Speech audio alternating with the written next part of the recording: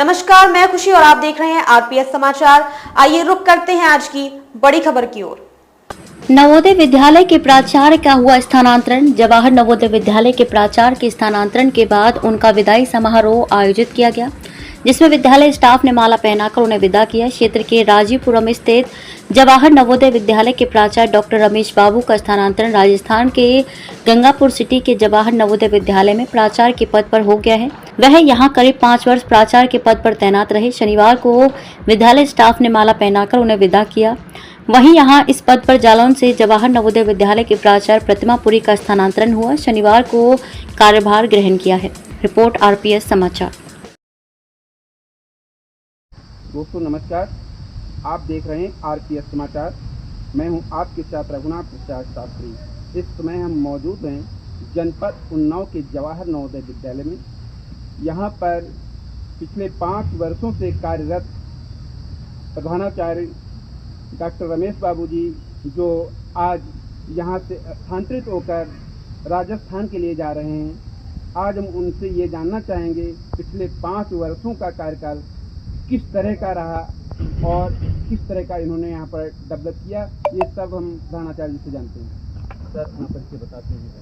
मैं डॉक्टर रमेश बाबू जवाहर नवोदय विद्यालय उन्नाव के प्राचार्य रहा हूँ मैं, और मैं 2018 में एज ए वाइस प्रिंसिपल यहाँ ज्वाइन किया था, और तब से अब तक 5.5 साल यहाँ मैंने व्यतीत किए हैं। इन 5.5 सालों में मैंने देखा है कि जो बच्चों की प्रगति जो होनी चाहिए थी, उसमें बच्चों ने काफ़ी प्रगति की है।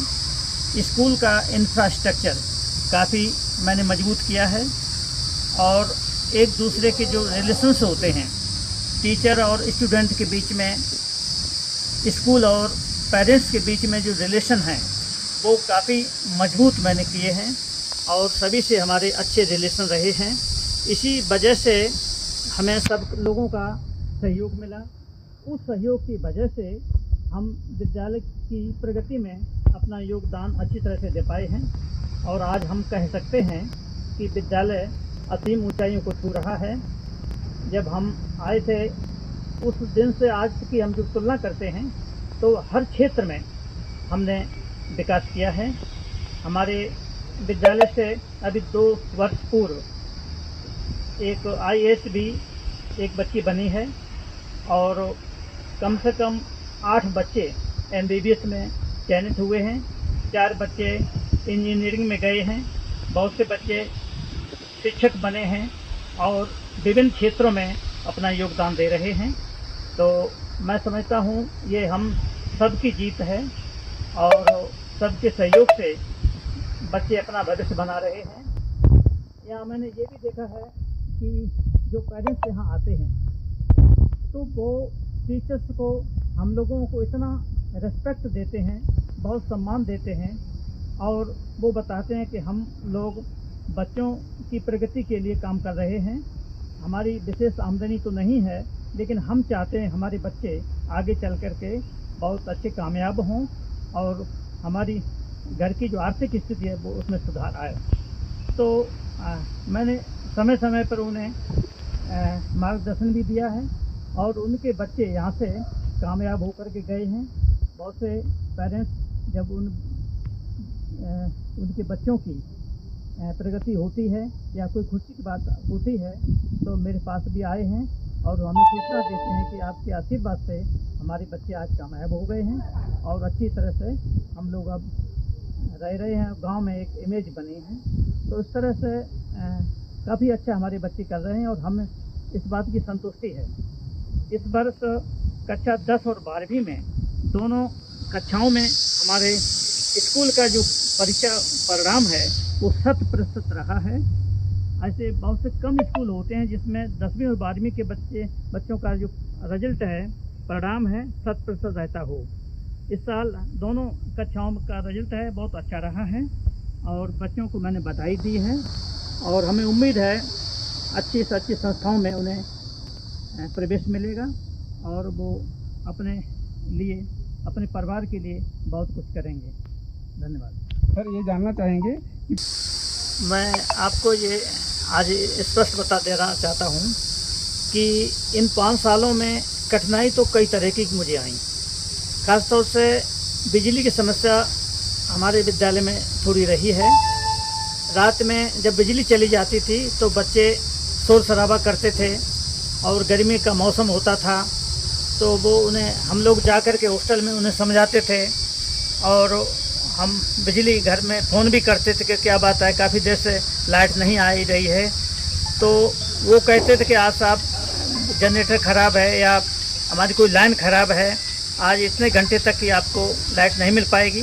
तो ऐसे बिजली से संबंधित हमें परेशानी उठानी पड़ी और कई बार हमारे जनरेटर भी हमारे ख़राब हुए। तो इस तरह से बिजली से संबंधी हमें समस्याएं थोड़ी आई हैं। इसके अलावा और कोई किसी तरह की कोई खास समस्या से नहीं गुजरना पड़ा? हाँ, इसके अलावा नहीं, कभी कभी बच्चों ने आपस में लड़ाई झगड़े भी किए हैं, उन्हें किसी विचार उनके एक दूसरे से नहीं बने हैं। तो कई बार खेल कूद हुए और किसी के कोई जीत गया और वो दूसरा हार गया, तो वो समझते थे हमें जीतना चाहिए था, हम कैसे हार गए हैं। तो इस बात को लेकर भी उन बच्चों में कहासुनी हुई है। तो हम लोगों ने वहाँ जाकर के उनको समझाया भी है और जब दोबारा फिर जब टेस्ट वो खेल कर आया उनका, तो वो दोबारा फिर वो जीत के जो हारे थे आज, वो कल अगले दिन वो जीत गए। तो इस तरह से उनमें समझौता भी होता रहा है। हाँ, इसी बीच में आपके कार्यकाल में ही कोरोना काल का भी समय आया हुआ था। उस कोरोना काल के संदर्भ में 2 शब्द आप बताएं कि उस संदर्भ समय को कैसे आपने मैनेज किया?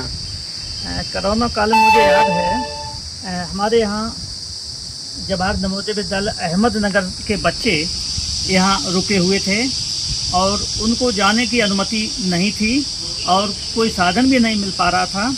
बहुत समस्याएं हो रही थी। यहाँ उनको मैंने रखा हुआ था, उनके लिए भोजन बनवाते थे, बहुत सुरक्षित तरीके से उनको हम रख रहे थे। और इसी बीच हम डीएम साहब के यहाँ जाते थे और उनसे अनुरोध करते थे कि आप किसी तरह से इन बच्चों को उनके इस घर तक पहुँचवा दें। तो शुरू में उन्होंने भी कहा कि हम कोशिश करेंगे। उसके बाद में उत्तर प्रदेश सरकार ने और गवर्नमेंट ऑफ इंडिया के अधिकारियों ने यही एक रेजोल्यूशन पास किया कि जो बच्चे जहां फंसे हुए हैं उनको जिला प्रशासन की मदद से उनके घर तक पहुंचाया जाए। तो इसमें जिला प्रशासन ने एक स्कूल बस, एक काफ़ी बड़ी बस की व्यवस्था उन्होंने की थी और उसमें पुलिसकर्मी साथ गए थे और हमने अपने विद्यालय से एस्कॉर्ट भी गए थे। उन सबको ले जा करके वहाँ उनके विद्यालय में जा कर के छोड़ा और पुलिस साथ में रही और हमारे टीचर साथ में रहे। तो काफ़ी परेशानी उस वक्त आई, लेकिन बच्चों को सुरक्षित पहुँचा दिया गया है। और तो इस तरह की परेशानी कई विद्यालयों को हुई।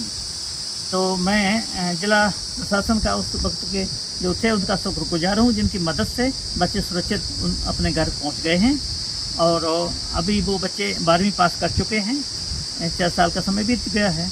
तो ये इस तरह से काफ़ी समस्याओं का सामना हमें करना पड़ा, लेकिन अब सब ठीक ठाक है। कह रहे जो आपके आसपास हम देख रहे हैं वातावरण काफ़ी अच्छा दिख रहा है। पिछले 5 वर्षों में ऐसा कुछ नहीं था।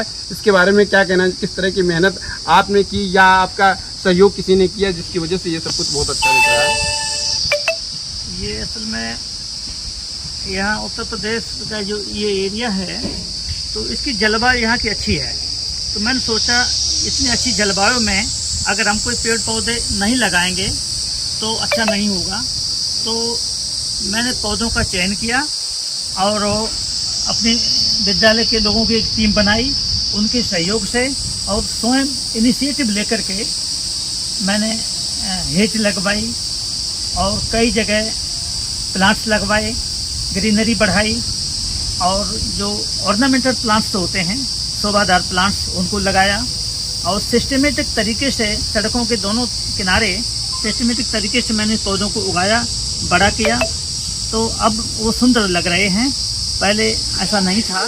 धीरे धीरे अब सुंदरता मैंने बढ़ाई है, सड़कों के दोनों तरफ किया है, हॉस्टल के आसपास किया है, एकेडमी के आगे पीछे, तो वो सुंदरता अब देखने को बनती है।